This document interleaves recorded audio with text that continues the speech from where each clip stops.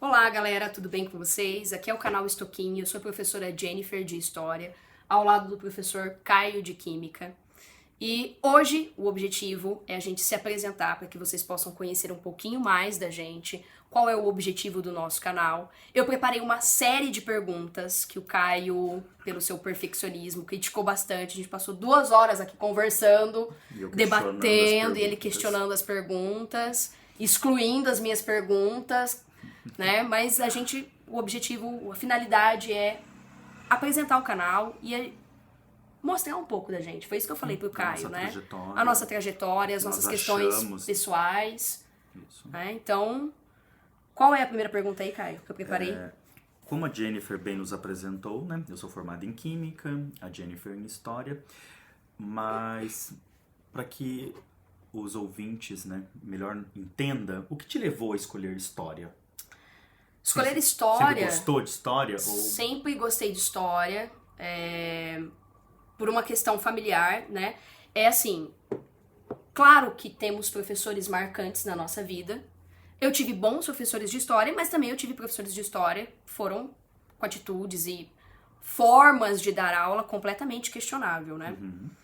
Mas a minha questão é mais antiga. Minha paixão, o meu amor é muito mais antigo. É uma paixão, um amor de criança.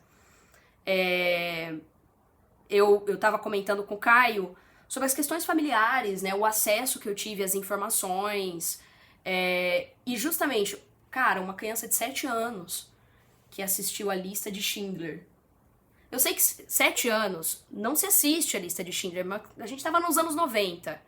Eu já tô contando aí a minha idade. A gente tava nos anos 90 e eu tava no meio de um monte de adulto e eu acabei assistindo a lista de Schindler.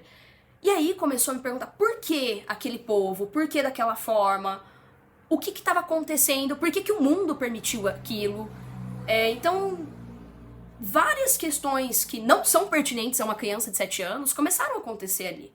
E aí eu fui querendo buscar respostas para isso, né? Fui no museu, comprava tudo que vinha a respeito da questão, comprava livro, revista, assistia filme. Aí você começa, é claro que é um contexto que ele é muito mais amplo, né, para chegar para culminar, né, para ir naquele funil, daquele extremo, tem toda uma questão mais ampla. E aí, é claro, eu acabei enveredando aí para a área da história e para a área do jogo político, que é uma coisa que me fascina muito. E você, Caio? Você não vai fugir. Não vai fugir, gente. Ele é tímido. Eu sou tímido pra gravar. Então, às vezes, eu tô me olhando aqui na câmera e a Jennifer tá falando e eu tô assim, ó. Normal. Né? Eu me perco muito fácil, eu perco o foco muito fácil. Eu e a Jennifer, nós somos áreas opostas, né? Ela completamente. É humanas, eu sou de exatas. Mas eu sempre fui apaixonado por Química. Mas eu tive, sim, influência de bons professores. Eu acho que um dos quesitos que me levou a fazer Química... A professora Aline, por exemplo, para mim, ela sempre foi uma excelente professora de Química. E juntando essa parte que eu sempre gostei de Química, então eu sempre brincava de ser cientistas. Mundo de Bickman, né? Cientista maluco. Aplicava umas coisas no limão e falava, vamos ver o que vai acontecer. Então, eu consigo te ver meio Bickman, amigo. Eu nem sei quem é Bickman, amiga. Você não assistia Mundo de Bickman? Eu não. Que isso? Meu Deus, vou ter que apresentar pro Caio o Mundo de Bickman. Maravilhoso, muito legal. Às vezes eu posso ter visto, mas por esse nome eu não lembro.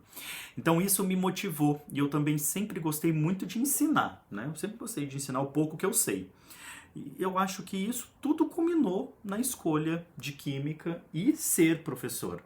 Só que eu também gosto muito, como eu disse, da parte de pesquisa. Então, como a Jennifer sabe, eu não fiz só a graduação. Eu fiz um doutorado, fiz o mestrado primeiro, claro, né, depois o doutorado, em uma área que eu me achei, que foi na parte de química medicinal, né, no desenvolvimento de fármacos. E eu gostei porque é uma parte que não mexe só com química. Ela mexe com química, com biologia. Ela faz uma interdisciplinaridade entre várias áreas. Por exemplo, medicina, porque a química medicinal, ela é a base, né, para o desenvolvimento de fármacos. Legal. Então, você tem que estudar alvos, você escolhe uma doença, você faz Então, por alvos. exemplo, é muito mais profundo, por completa ignorância, é muito mais profundo, por exemplo, do que cursar simplesmente farmácia. Sim, porque vai entrar farmácia na química medicinal. Certo. Então, química medicinal é química, é farmácia, é biologia, é bioquímica, é medicina, porque a química medicinal ela é a base, porque é ali que você vai estudar uma doença, escolher alvos, você vai estudar esse alvo, vai ver uma molécula, né, que vai inibir esse alvo. E aí depois vem o médico receitando esse possível fármaco que vai ser desenvolvido. Então, é uma área que eu me achei. Deve ser bem emocionante. É muito interessante. É difícil? Muito, né? Apesar que nada é fácil. Mas é uma parte que eu me achei bastante. Eu amo essa parte. Eu não enveredei para a área da pesquisa, e aí vem aqueles dilemas que a gente comentou. Não que eu não tenha passado. Passei. Eu amo a área da pesquisa, mas conta aí, Caio, você que fez mestrado e doutorado, tá tarimbado aí na área, qual que é o incentivo que nós temos para a área da pesquisa? Olha, é difícil. Incentivo governamental, financeiro, patrocínio, gente que paga mesmo. Eu acho que o mais importante que a gente precisa é o incentivo financeiro.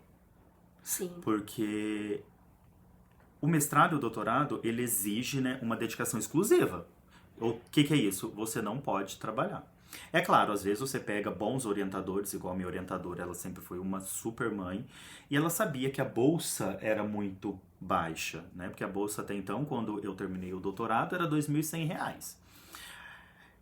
E é muito difícil você se manter com R$2.100. Com certeza. Então, minha orientadora, ela sempre permitiu que eu trabalhasse, mas a gente sabe que isso não é a realidade de todo doutorando, né? De todo mestrando. Em contrapartida, por exemplo, os meus professores na área de história, eles tinham a predileção, a preferência para aprovar pessoas que eles sabiam que não precisavam do trabalho.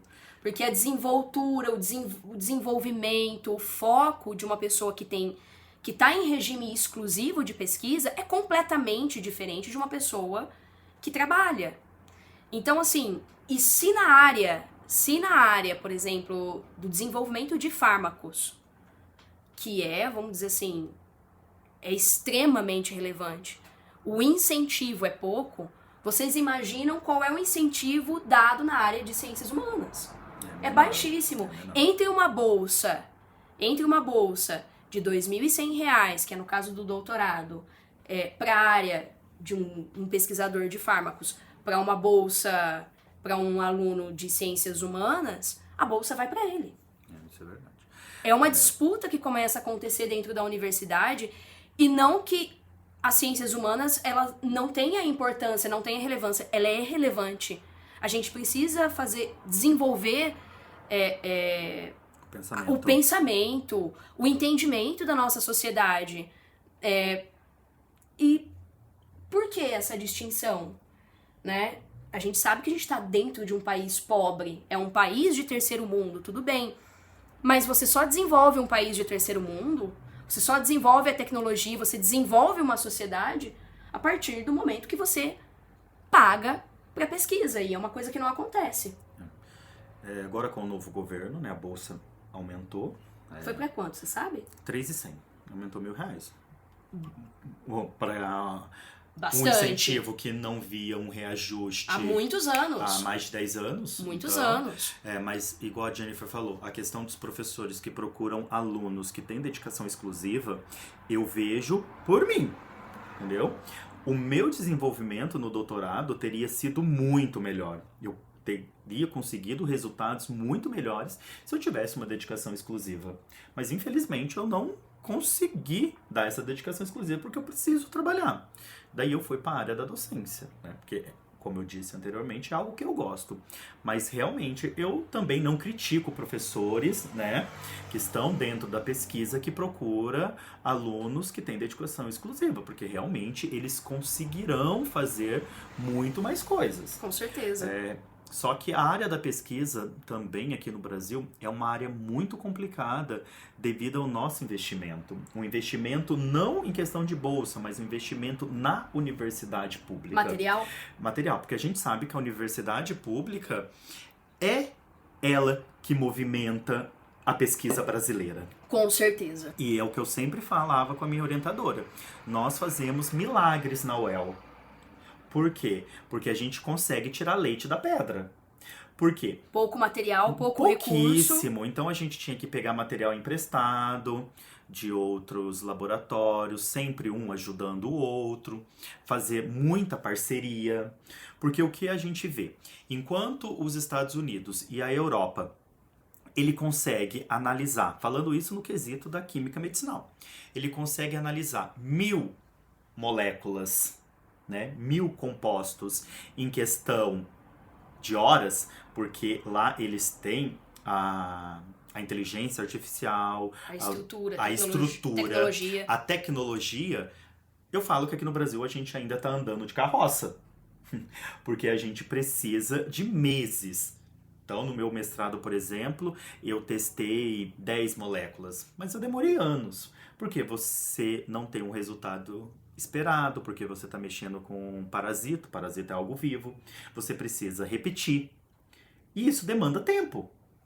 E às vezes até a falta de material adequado, como você falou, sim, a nossa retarda exatamente o desenvolvimento. Então, né? Enquanto lá eles fazem a leitura em aparelhos, aqui a gente faz a leitura numa câmera de Neubauer, que é o quê? É uma câmera onde você está vendo ali no microscópio. Então, você...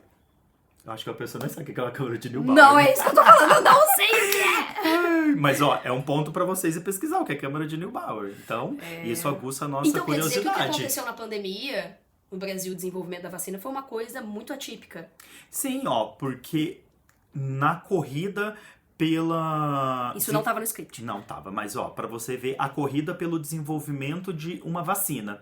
Quem estava na corrida pelo desenvolvimento de vacina? Quando que o... Não, sim, mas quando que o Brasil entrou nesse desenvolvimento de pesquisa? Claro que o Brasil, ele conseguiu coisas extraordinárias. Por exemplo, o sequenciamento do Covid.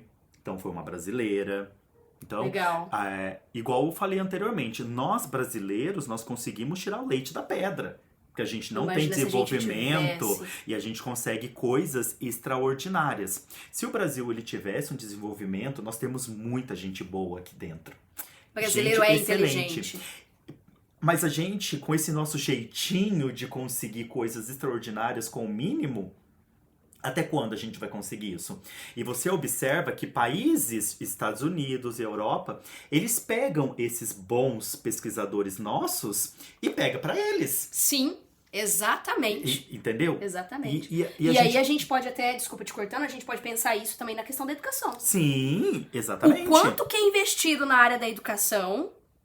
Porque, gente, vai muito dinheiro para a área da educação, mas chega muito pouco. Chega muito pouco. E aí a gente tem que pensar que nós temos um país de proporções continentais.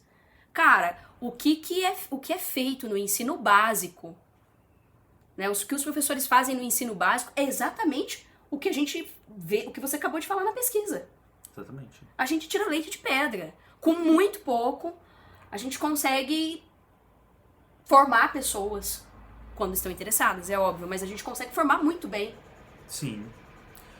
Sim, precisa melhorar muita coisa, né? Muita nem coisa. Me fale. Mas eu acho que o financiamento, né, um incentivo em dinheiro precisa melhorar, tanto na universidade pública como na escola pública. No ensino básico. No ensino básico. Por exemplo, a pandemia, ela nos trouxe uma realidade que até então era desconhecida. Por quê? A questão da internet. Sim. A internet, até então, era algo, claro, é impossível a gente falar que não tinha conhecimento. Só que, vejo por mim, eu sou uma pessoa muito tímida. Só que eu tive que perder essa timidez para dar aula online. Tá aqui, entendeu? Tá aqui. Então, não sei como tá ficando, porque eu sou extremamente tímido, mas a aula online, ela nos trouxe uma realidade diferente. Claro, a escola ela precisa melhorar muito para essa nova realidade. Com certeza. Sim, porque O governo, ele pede para que você faça aulas diferentes, envolva nas novas plataformas, só que a internet não é de qualidade, então nós precisamos melhorar isso. A pendenga. Exatamente.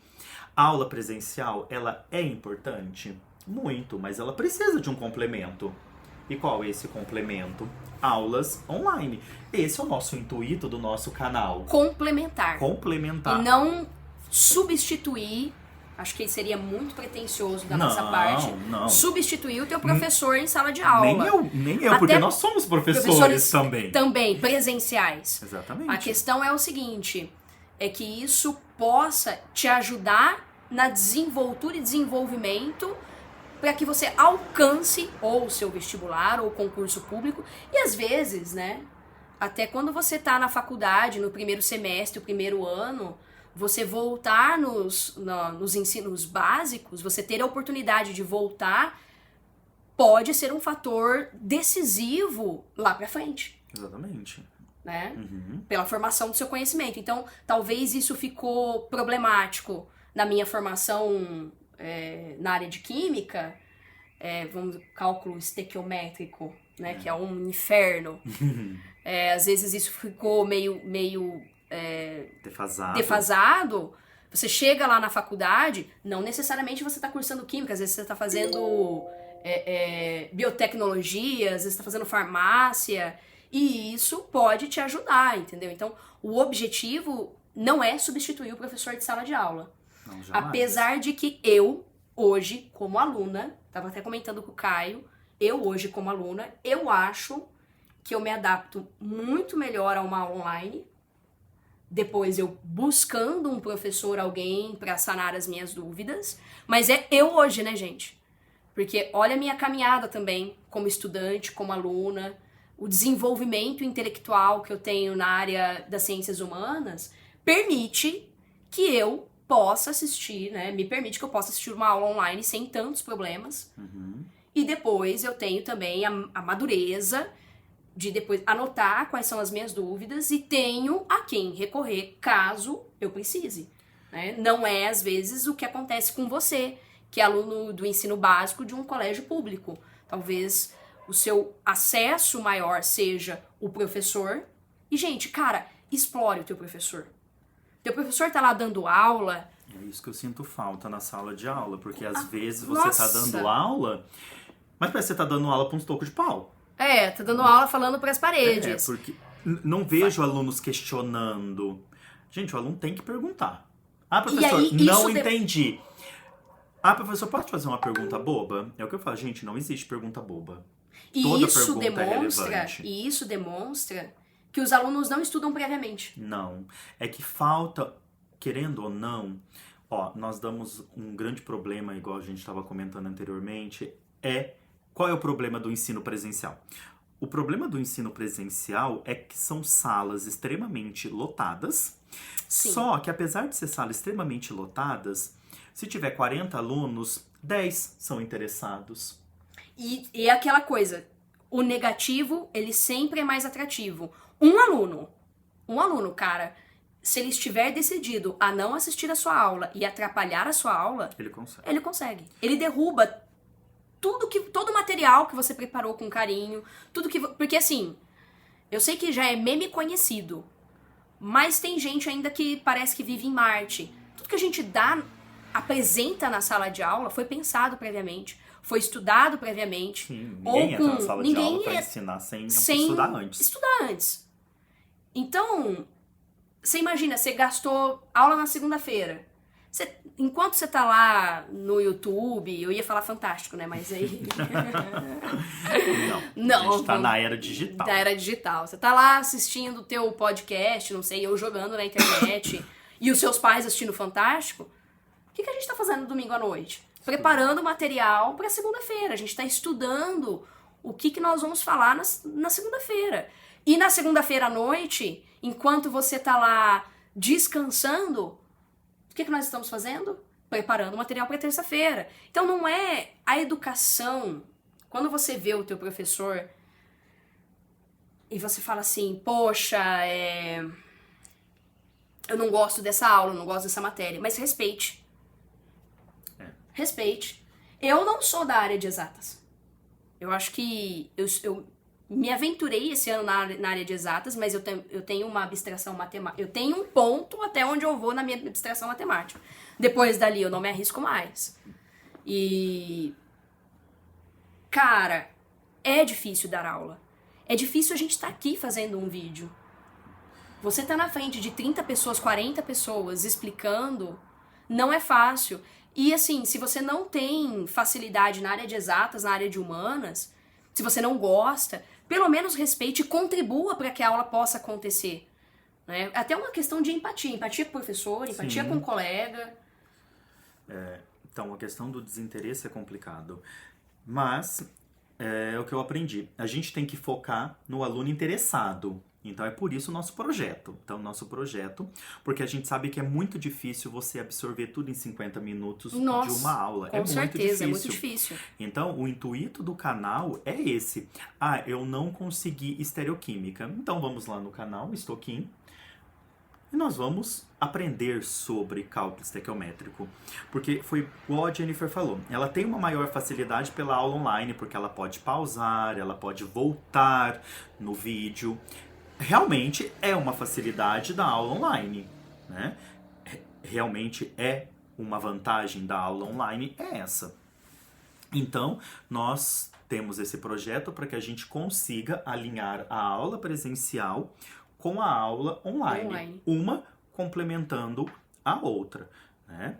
E quem sabe com o canal, esses alunos que não são tão interessados, eles comecem a se interessar. Porque o nosso projeto, até então, era só química e história. Só que nós temos outros. Nós temos a Cássia também, que ela vai entrar com artes. O Eric, que vai vir na área de Libras falando sobre inclusão, ensinando Libras, cara. Né?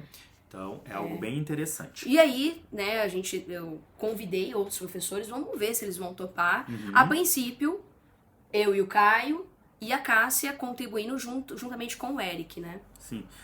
Porque é normal, né, quando junta professores, parecer o muro da lamentação. Com certeza. Né, porque a gente vai sim reclamar do sistema, porque a gente sabe que é um sistema falho.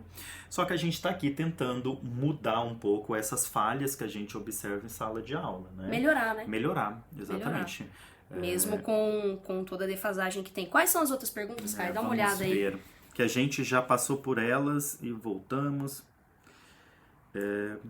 Pode ser quantas as aulas remotas, como trabalhar... tá, isso aqui é importante.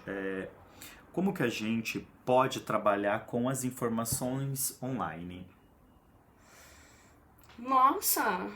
Você criou agora ou isso estava no script? Não, estava no script. Tava no script, eu não pensei. É que a gente já passou por quase todas elas. Sério? O que acha da educação presencial, o que acredita se existe alguma possibilidade de acontecer somente aulas remotas, como houve a pandemia, pós e contras das aulas presenciais. Lá, gente, olha só, tudo pensado, porque se não fosse isso, o Caio não viria gravar, mas de jeito maneira. Não, porque a gente tem que seguir um script. Ainda mais que eu sou uma pessoa travada. Não, trabalhar com informações online.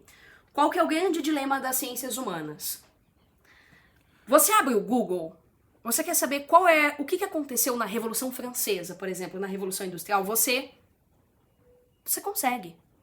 Você consegue acessar todos os fatos. O problema é como você interpreta isso, né? Aí vem, mas aí a gente estava conversando sobre as questões, como eu trabalho dentro de sala de aula história. E às vezes os embates que acontecem dentro da sala de aula são interessantíssimos porque eles são acalorados. O pessoal dão parte para as vias de fato, mas são acalorados e às vezes sobra para mim. Mas às vezes não, quase sempre sobra para mim. Mas não é opinião. A questão não é opinião. Todo mundo tem uma opinião. A história não tem opinião. Fatos. São fatos. A gente trabalha com uma metodologia de interpretação dos fatos. Mas interpretação é opinião. Não é. Interpretação não é. Porque ela vai seguir um método. Ela vai seguir uma forma de analisar esses fatos para produzir, né, para produzir uma síntese, para produzir uma conclusão. Então, nem tudo é tão simples. Se algum professor de história ou alguém da área de ciências humanas te apresenta um resultado simples, uma resposta simples e completamente fácil de ser aceita, essa não é a resposta. Porque se ele tivesse a delicadeza de não cometer tantas generalidades, eu acredito que essa questão que envolveu o Brasil de 2018 para frente, ela não teria acontecido da mesma maneira. Então, respostas simplórias, fáceis. O que a gente faz com o banditismo no Brasil? A violência é fruto do quê? Não são, então prende todo mundo, mata todo mundo. Essa não é a melhor resposta. Não é essa a resposta que as ciências humanas vai te produzir. Ciências humanas, ela vai pegar dados estatísticos, ela vai pegar a população, a formação educacional, ela vai te produzir não uma resposta genérica, ela vai te produzir uma resposta complexa. E as pessoas não gostam de respostas complexas. Essa é a grande verdade, porque resposta, você precisa pensar, né, cara? Sim.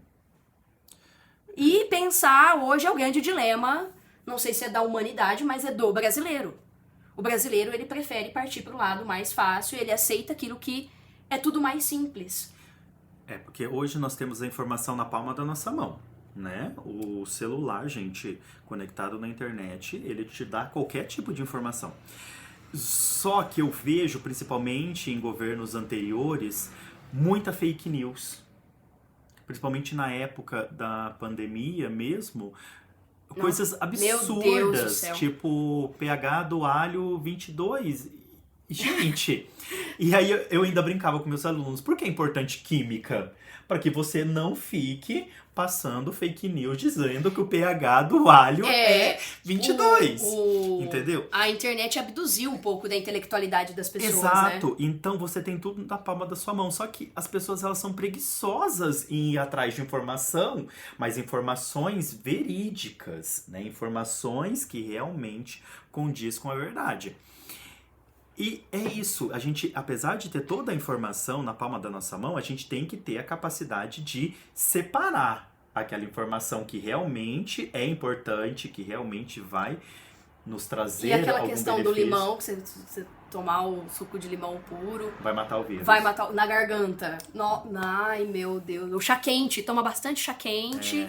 Porque se o vírus estiver parado na garganta... Parado, o vírus está parado. O professor de química e de biologia, ele fala, meu Deus, onde que eu não aprendi isso na faculdade? Onde eu errei, né? Que realmente eu não aprendi isso. Porque se fosse tão fácil assim, não precisaríamos de vacina, né? Então, a internet, ela é muito importante, só que a gente tem que saber usar ela com muito cuidado. Né? Aonde você vai buscar essas informações. Exato. E como você trabalha com essas informações, né? E assim, a questão da verificação. Da onde tá vindo essa fonte? Isso é muito importante. Isso é muito importante. Muito importante. Fonte o quê? Vozes da minha cabeça? WhatsApp da minha avó? Fonte do Telegram do governo? Aliás, a história trabalha com isso também, essa questão do que são os documentos oficiais, o que são documentos extraoficiais. Por isso que é importante a gente... Sim, sempre. Ciências humanas não é generalidade, tá? Tem que saber. Porque assim, química, física, biologia, tipo, não tem um porém. Ou é isso ou é isso. Né? Sim. Agora, algumas partes das áreas humanas tem sim uma forma diferente de pensamento, igual a sociologia, biologia. Não sou bom nessas áreas, mas eu acredito que tem. Tipos de posicionamentos diferentes, né? Sim, mas aí a gente tem as bases interpretativas, né? Então nós temos uma régua política entre o extremo da esquerda e o extremo da direita. Isso entra em história também. E isso entra em história e ciências humanas. E aí, de acordo com essa regra, então como que, dessa régua, né? Como que a gente vai interpretar, por exemplo, a Revolução Francesa dentro de um pensamento conservador? Como que a gente interpreta a Revolução Francesa? Faz essas perguntas pra mim. Não, mas eu tô dando exemplos. Como a gente interpreta esse acontecimento dentro da esquerda, né? A Revolução Industrial, o surgimento, aí vem, né? As transações econômicas, os modos econômicos, as operações. Será que dá pra gente excluir a economia da política e vice-versa? Porque assim... quando a gente tem uma crise econômica, é automático acontecer uma crise política. E se a gente tem uma crise política, será que ela se reverbera também numa crise econômica?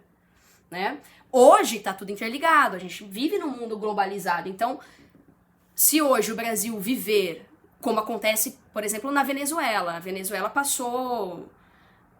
está passando por problemas políticos e isso acaba resultando em questões econômicas, em sanções econômicas, a Rússia, a Ucrânia, e abala todo mundo, entendeu? Então, assim, cuidado.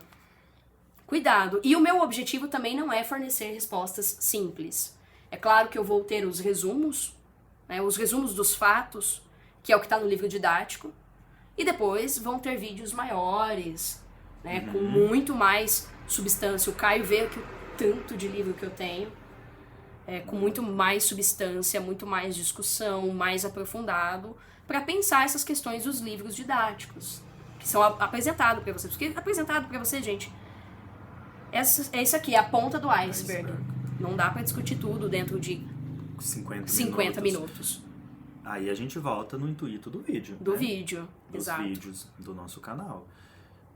Que realmente 50 minutos, e aí vai na questão da indisciplina. Ó, já vai começar o Muro das Lamentações. Não, Muro das Lamentações. É porque a gente chega na sala de aula, não sei se você também... Ah, deve ser, né? É sempre os mesmos alunos. Sempre. E as mesmas questões, os mesmos dilemas. E se a gente tivesse um ambiente... Caminhão. Se a gente tivesse um ambiente menos caótico... Eu acho que seria mais proveitosas as aulas. E é pro aluno, né? Exatamente. É pro aluno. Mas a sala de aula é isso, ela é orgânica, ela é viva, ela é mutante. Por isso que eu não consigo trocar a aula presencial pelo online. Ah, entendeu? Amigo, eu gosto do caos, mas até um certo limite. Eu tenho um limite pro caos. Isso vai me irritando um pouco durante o meu dia. É porque, querendo ou não, nós já estamos desgastados, né? Então eu fico imaginando esses professores que estão mais em sala velhos. de aulas com 40, 50 anos. E aí os dilemas são outros, né? Não vamos entrar nisso aí, senão a gente não vai ter aposentadoria, a gente vai começar a chorar aqui, gente. Exatamente. Não é esse o objetivo. Mas é isso, Caio. Era isso, né? Bem-vindos. Exatamente. Bem-vindos. Daqui uns dias nós vamos começar a postar vídeos. Os meus vídeos, eles serão mais sérios, porque eu não consigo fazer tantas brincadeiras como a Jennifer nos vídeos. Se eu estiver aqui gravando... Com a Jennifer fica mais leve as coisas. Será? Mas acho que fica. Eu fico menos tímido. Então tá. Então vai ser vídeos de química, voltado mais para conteúdos mesmo, que são cobrados principalmente na UEL, porque o meu foco é UEL, porque eu sou bicho. Né, eu sou professor, né? Professor formado, não formado, mas sou professor de cursinho, né? E a gente foca nessas universidades públicas, que a gente sabe que E universidade pública é universidade pública, tá, gente? Não paga. Eu falei isso pro Caio, falei, tem aluno que me pergunta... Eu fiquei horrorizado, porque eu falei, nossa, será que tem alguém... Tem aluno que me pergunta, professora, mas quanto paga de mensalidade? Eu falei, não paga. Não paga. Então... E aí você ainda tem o auxílio permanência. Eu vou fazer um vídeo só ensinando sobre as questões sociais que pode influenciar na universidade. Não... O acesso da universidade, a permanência. Isso. Como você faz para ter acesso a essas bolsas, esses auxílios, que eu acredito que toda universidade pública forneça no Brasil, né? O RU, o auxílio permanência, a moradia. Sim, eu não sei como funciona na UEL, né? Mas eu sei que tem, porque tem alojamento, tem o RU, tem tudo isso. E também a gente tem que pensar, porque eu sou professor de cursinho, e nem todo mundo tem acesso, né? Em questão de financeiro. E tendo cursos, videoaulas na internet, isso pode beneficiar muitas pessoas. E a gente precisa, gente, do conhecimento. Nossa. Então, a gente que detém um pouquinho mais de conhecimento, eu acho que é obrigação nossa compartilhar passar esse conhecimento. Até porque é uma questão... Nós que somos de universidade pública... É eu a não nossa sei. obrigação. É a nossa obrigação. Compartilhar Compartilhar essas o informações. conhecimento. Compartilhar de forma gratuita, como nós tivemos acesso. Sim, e todo mundo que vem até nós temos que passar. Então, eu acredito que o nosso projeto, ele tá no caminho, né? Com certeza. Precisamos, sim, melhorar algumas coisinhas, mas a gente vai melhorar isso com a ajuda de vocês, com feedbacks, mostrando o que precisa, o que vocês querem aprender. Por exemplo, eu aprendi tal coisa na escola e eu não consegui absorver muito bem. Professores, vocês podem fazer um vídeo aula demonstrando esse conteúdo pra gente, com uma didática diferente, porque tem professores ótimos, mas cada professor tem a sua didática diferente, né? E ele gosta também. Tem Exatamente. Tem os gostos pessoais. Tem professor que tem facilidade em dar aula em tal temática. E aí a outra temática que ele não gosta tanto, é natural que haja uma certa dificuldade. Tem professor que não gosta de dar aula, por exemplo, de história antiga. E aí ele sente uma dificuldade gigante de ensinar a história antiga, até porque as leituras dele a leitura é simplória, né? Ele passou por aquilo, mas a leitura dele é aprofundada em história contemporânea, história moderna. Então, eu tenho muita dificuldade em cálculo estequiométrico, mas porque envolve matemática. Então, eu tenho que parar a química para ensinar a matemática. Então, eu tenho uma dificuldade muito grande em ensinar cálculo estequiométrico. E o terror da química é cálculo estequiométrico, devido à matemática. Eu acho que inclui até o balanceamento, né? É que o balanceamento é a primeira parte, né? Faz parte, né? Você precisa ver se a reação está balanceada devido à estereoquímica, não. A estequiometria, então tem tudo isso. Eu acho que já começa ali no balanceamento. Depois, Colocou o aluno fazer balanceamento. daí envolve interpretação de texto, Sim. matemática, que são 2 problemas do povo brasileiro. Interpretar e fazer cálculo. Exatamente. O pessoal normalmente finge que contou o troco. Então, faz parte. Gente, eu vou encerrando, porque o vídeo ficou um pouco longo. Bem longo. Eu acho que deu 36 minutos de vídeo. Tá razoável. Tempo bom. Tempo bom. A gente tá próximo, a gente tá gravando próximo agora da hora do almoço. Fome tá batendo. E eu vou pedir a ajuda de vocês para compartilhar com os colegas, para que vocês, reforçando, comentem o que vocês querem ver, o que vocês querem aprender, o que vocês querem da gente também. Nós não temos bola de cristal. Então, conversem. Estamos abertos. Nós temos redes sociais, Instagram. Eu não tenho TikTok. Também não. Não tem. A gente Eu sou não. de novo. Olha, falando minha idade, que eu sempre minto. Eu sou antes de 2000. Então não sou era TikTok. Eu sou de 2000. Entendeu? Eu sou de 2000. Então, assim, mas eu não tenho TikTok. Eu acho que já tem bastante rede social. A gente trabalha muito. Instagram tá ótimo. Tá ótimo, por enquanto. Talvez TikTok seja para um momento posterior, a hora que o canal tiver bastante engajamento, e a gente trabalha aí um pouco mais voltado para o canal. Por isso, eu peço para vocês curtir, compartilhar.